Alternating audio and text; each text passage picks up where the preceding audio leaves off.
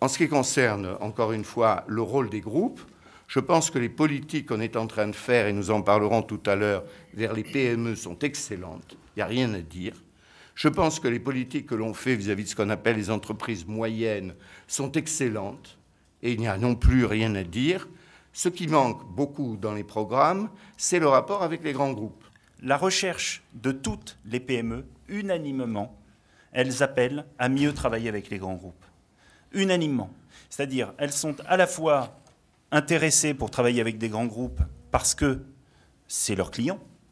Elles sont intéressées à travailler avec les grands groupes parce qu'elles ont besoin de travailler sur la notion d'industrialisation de leur production ou de leurs services. Et elles ont besoin des grands groupes parce que lorsqu'elles vont chercher du financement, eh bien, le financier qui va investir chez elles va leur demander quelles sont leurs références, avec qui ils ont su travailler et mettre, on va dire, industrialiser leur modèle, mettre en œuvre leur modèle. Et enfin, parce que ce qui fait qu'une entreprise se développe, c'est son chiffre d'affaires sur son territoire lorsqu'elle démarre, c'est son chiffre d'affaires à l'étranger, et que les PME ont besoin des grands groupes pour aller exporter. C'est ce qu'on appelle le chasser en meute, c'est ce qu'on cherche à faire dans un certain nombre de pays, et sur lequel on observe que dès lors qu'il y a un partenariat entre les grands groupes et les PME, eh bien, on arrive à rentrer plus facilement, à trouver les codes pour convaincre des clients étrangers. On constate un certain mûrissement de cette question et que l'opposition, les grands groupes apatrides et les PME qui doivent bénéficier de tous les soins, cette distinction est en train de progressivement s'estomper.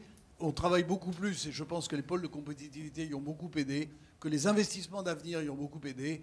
On travaille beaucoup plus sur la manière de faire travailler les grands groupes et les PME. Les grands groupes ne créeront plus d'emplois en France. Les grands groupes vont beaucoup investir à l'étranger, mais ils peuvent avoir une responsabilité dans la mobilisation du tissu industriel des PME en France. On a besoin de consacrer une part des dépenses à la consommation de biens et services locaux, voilà, que l'on a dans nos pays, qui sont compétitifs, qui demandent, ou alors qui, dans le temps, deviendront compétitifs s'ils sont consommés. Je prends l'exemple des PME. Souvent, par exemple, elles ne sont pas compétitives tout simplement parce qu'elles n'ont pas atteint une certaine taille critique. Et pourquoi elles n'ont pas atteint une certaine taille critique dans les services ou dans l'industrie? Eh bien, c'est parce qu'elles ne se sont pas développées. Et pour se développer, elles ont besoin de clients. Et par exemple, je suis très favorable à ce qu'on appelle le Small Business Act, ou qui a été repris par certains candidats, l'European Business Act, c'est-à-dire faire en sorte qu'il y ait un lien naturel entre la commande et les PME. Ça doit absolument être mis en place. Moi, par exemple, mon entreprise travaille dans la sécurité informatique. La sécurité informatique, c'est un domaine dans lequel il y a à peu près 50 milliards d'euros globalement de chiffre d'affaires dans le monde. Quasiment l'exclusivité du marché est américaine, et en Europe, on a un petit peu en Israël et un petit peu un acteur en Angleterre. Pourquoi ?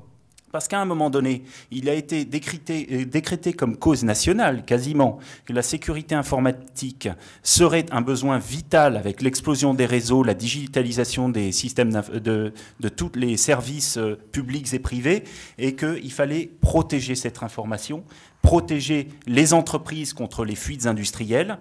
Et donc, l'État a mis en place des fonds souverains.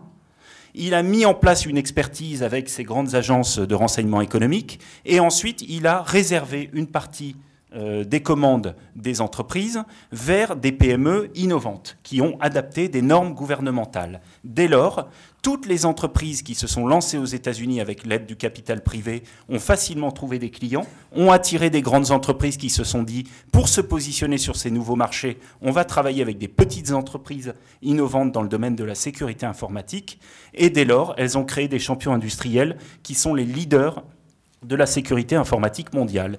Et ils ramassent 35-40 milliards d'euros sur ce marché de la sécurité informatique. Donc il y a des domaines stratégiques dans lesquels, quand il y a cette cohésion et qu'il y a ce travail de l'État qui s'associe avec une vision et des moyens, eh bien, on y arrive.